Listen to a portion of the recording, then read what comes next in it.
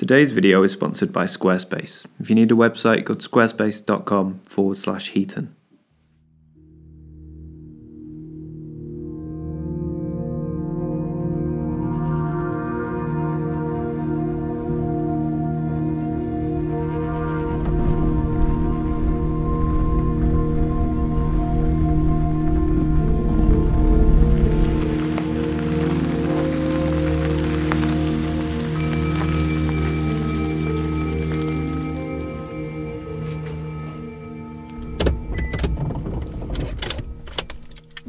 Oh man, it is grey and drizzly today, which is heavily going to dictate what we're going to shoot. But we're away in the van, and that is always a good thing. So today I think we're going to focus on detailed, intimate landscapes, and I think I'll share a little bit about photography van life, shall we call it. Yeah, finding park-ups and how I use the van to help my landscape photography, although, to be fair, it's pretty obvious.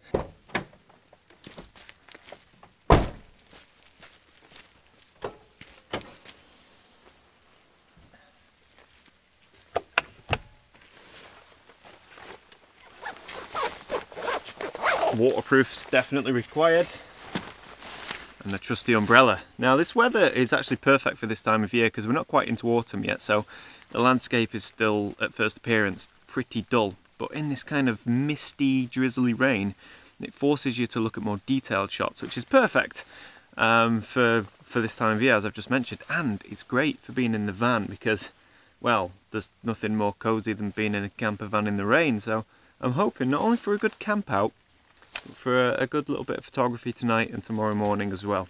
So yeah, should be good.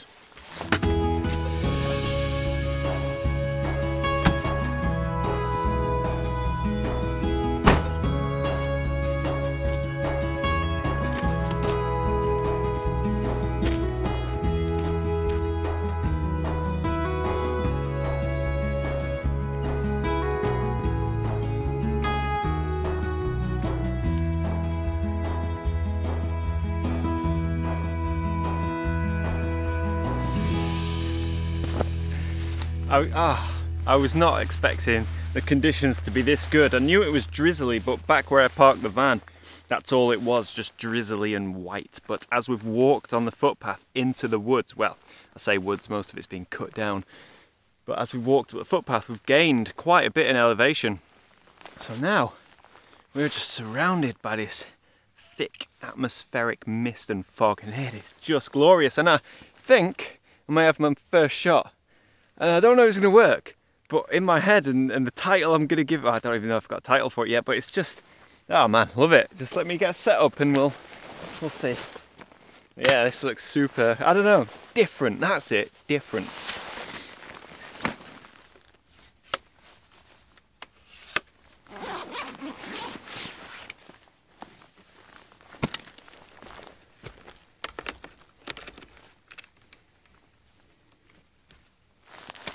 So what we have here, ladies and gentlemen, is half a tree. Half a tree. How can half a tree not catch your eye? And I don't mean half a tree that way, half a tree that way. It instantly caught my attention, and I don't think there would be a shot if it wasn't for the atmospheric conditions, the drizzle and the mist and the fog. So when the weather forecast shows little to no wind, but with rain and low cloud, this is it, this is the time to come out. So I'm so glad I did, and I don't know, but I haven't seen another shot of half a tree. So I'm pretty excited by this. Now the way I'm composing it at the minute is, well, one of two. So the first shot, which I'm doing now, is obviously, you've guessed it, a square 1:1 aspect ratio using a longer focal length of about 100mm. And I'm framing the tree sort of bang center. But the half of the tree that's missing, the left half, that gap is filled by distant pine trees.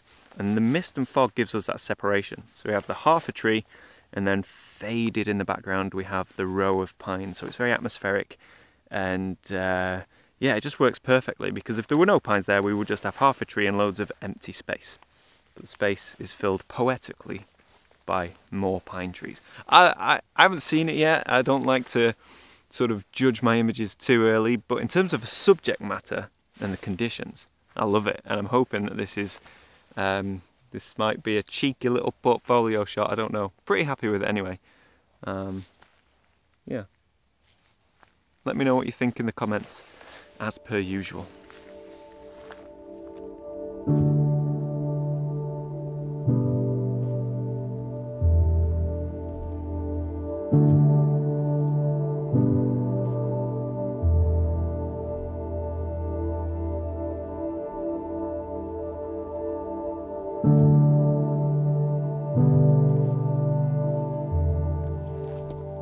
So I'm hoping that shot came out okay. For my next shot I need to change lenses, which is never fun to do in the drizzle. So yeah, we'll get the wider lens on, and I'm going for a wider composition and incorporating more of the surrounding forest.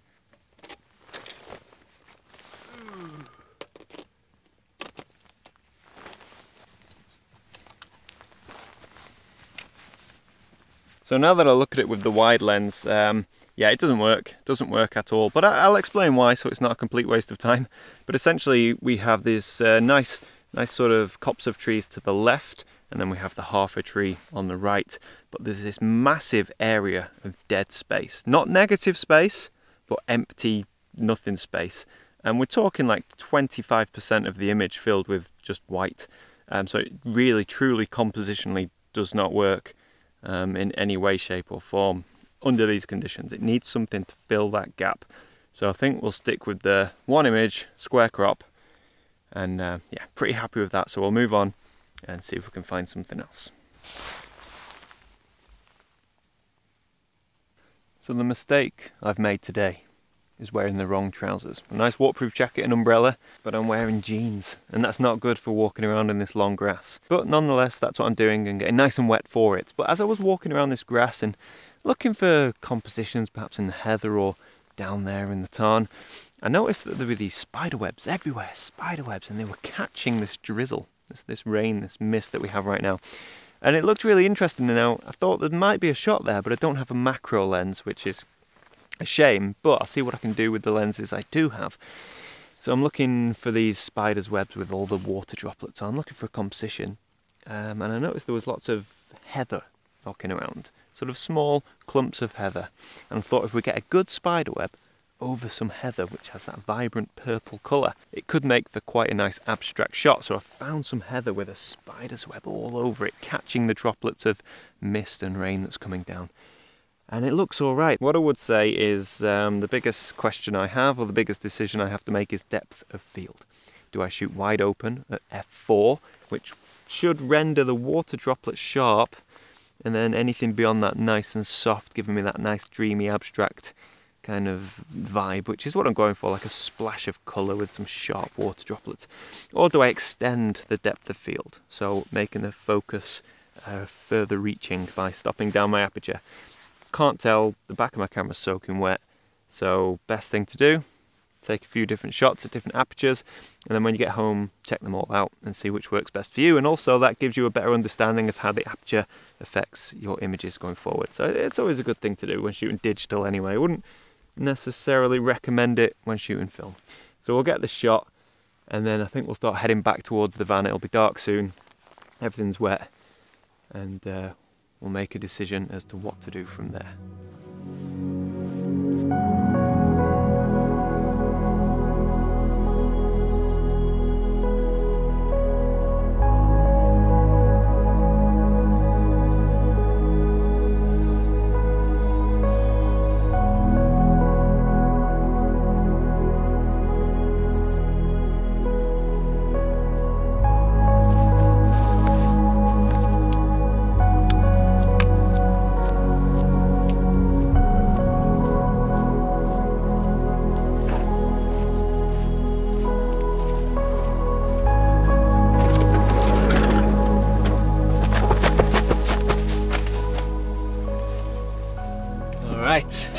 So that was quite a nice hour or so out with the camera, a couple of shots, hopefully they're okay.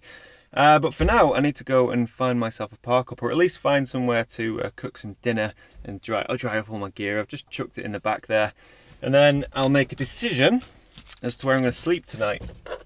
I did spot quite a nice little place around the corner, so I'll head there and make a decision.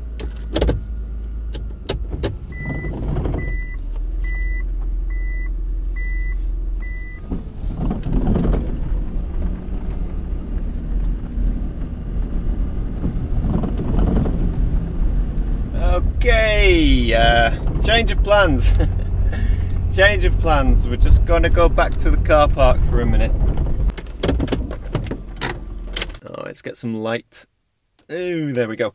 So I was just on my way to this park up round the corner. It was a beautiful spot, perfect if you wanted to camp there. Now, I wasn't definitely going to camp there, but it was an option. But I was going to go check it out, cook some dinner.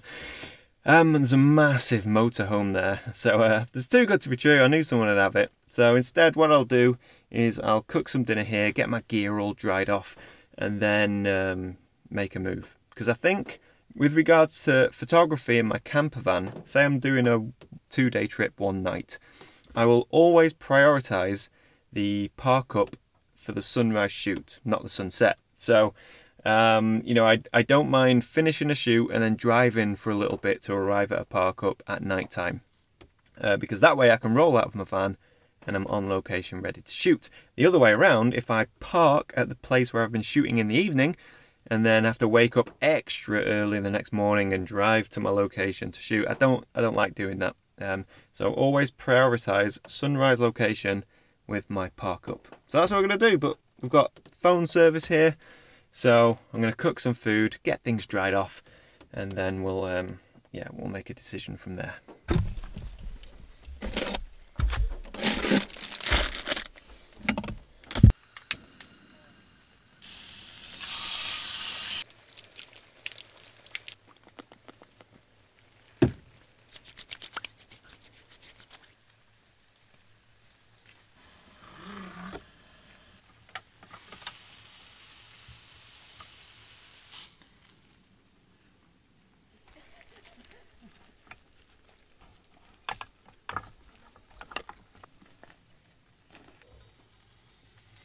Okay, so this is exactly the reason why I didn't want to do this in this car park, because it's busy, lots of people. Whereas the other place I had earmarked, there would have been no one there, apart from the massive motorhome.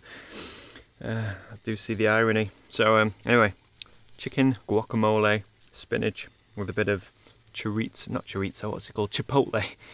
hot sauce, a couple of those. And that is dinner. So I'm going to eat these, or eat my my second one, and then we are going to get out of here.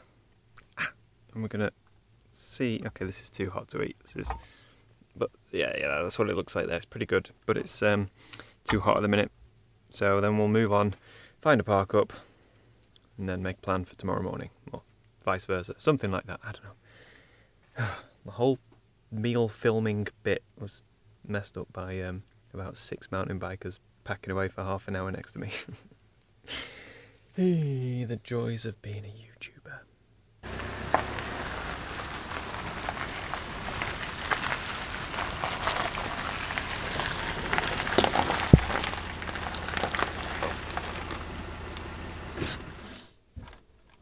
Alright, so we have made it to our park up for the evening. I know about 10 or 15 park ups in this area, which is the Lake District National Park. Every single one of those was packed, and I think a lot of that is to do with obviously summer holidays and people can't travel. But I think a lot of it is the campsites are fully booked. I know from experience that if you want to book a campsite, you need to be weeks, if not months, in advance. So I think a lot of people are just driving out in their vans and parking up, which is great. I'm doing it. Everyone does it. Anyway, got a beautiful park up. Almost certainly, I'm not allowed to be here. I'm definitely not allowed to be here. It's too good of a spot. I can get out of my van, walk 10 paces, and my feet will be in the lake. That's how good it is. And I was amazed there was no other vans here. So I'll show you in the morning anyway when, I'll show you in the morning when it's a bit lighter. But this isn't where I'm going to shoot from, but it's very close to a couple of options. It's kind of a middle point, and then I can go 5 minutes this way, 5 minutes that way, and, you know, be in a different environment. So what I'm going to do is get up early tomorrow morning, and from this vantage point I'll be able to see what the weather's doing. Is it misty? Is the mist low down at ground level? If so, I'll go that way. If the mist is not at ground level but a couple of 100 feet sitting above, you know, the lake and the surrounding woodland, I'll go that way. So I'll give myself options, but for now, just gonna sit back, relax, read a book. Already had my dinner, we saw that in the previous car park. And yeah, get my feet dry. Already dried all my camera gear. What do I do? I keep loads of little towels and stuff in my van. So, like, got this. You know, these are great just for wiping up, you know, wet camera gear after it's been raining and whatnot. But there we go. So yeah, I'm gonna relax. I guess I will see you in the morning, and hopefully we'll get another image or two to round off this video. But yeah, I'll see you tomorrow morning.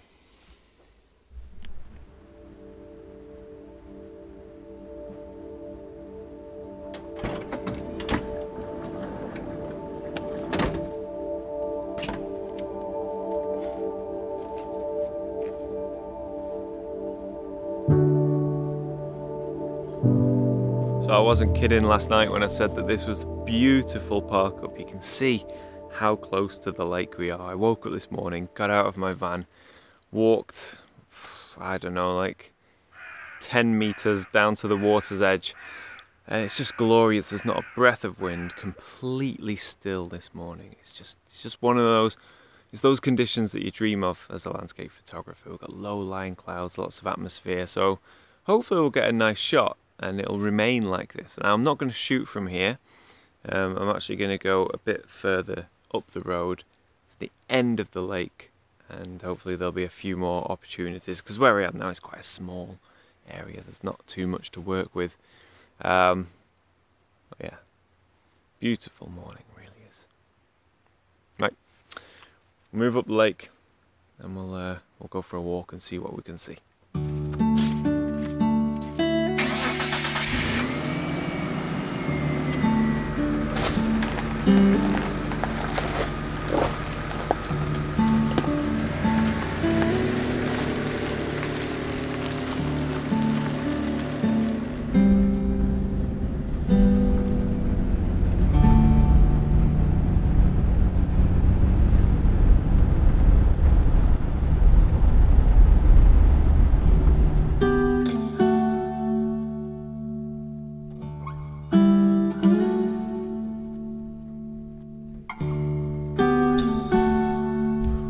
So I find myself in that frustrating position where you have beautiful conditions but no real composition, nothing to shoot. So you're surrounded by glorious light and mood and atmosphere, but I can't find a shot. You know, not in the right place. The right time, but not quite at the right place yet.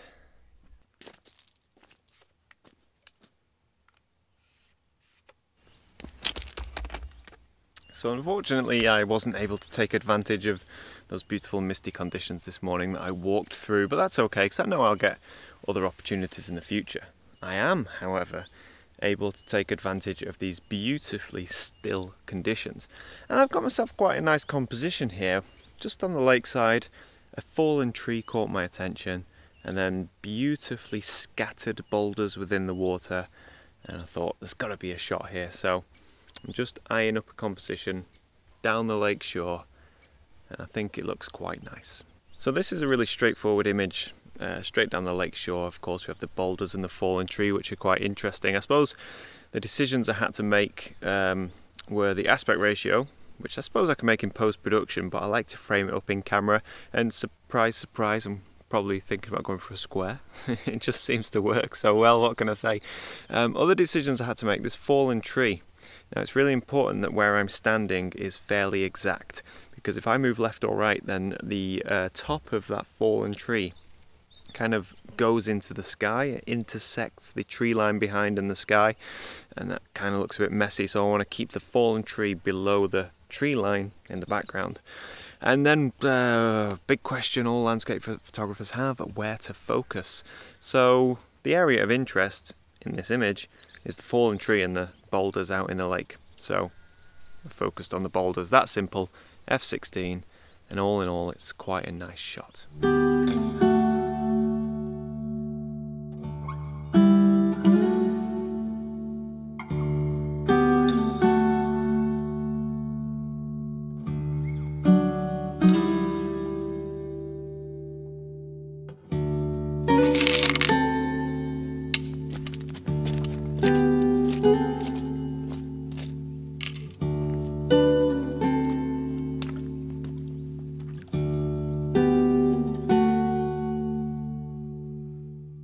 So if you know me and you know this channel, you'll know that I'm a sucker for a minimalist image. And that's exactly what we have here. Something that reflects peace, tranquility and quiet. So yeah, those boulders, those rocks that were in the water in my last image, I've come around and now I'm shooting them as my foreground interest, looking to the beautiful mountains beyond. And it's just glorious. Simple composition again. Simplicity is key. I'm going for a yes, I'm going for another square 1:1 crop, but it just works. It just works because it's a fantastic way of eliminating all of the distractions. And with an image like this, you can't have distractions. You can't have anything. Everything in that frame needs to be of great importance. Anything that doesn't add to the composition needs to go. So a square is a great way of doing that. I've put on a 4-stop ND filter, no sorry, a 6-stop ND filter, just to try and flatten down the water, but the water right now is so flat, I don't think I need it.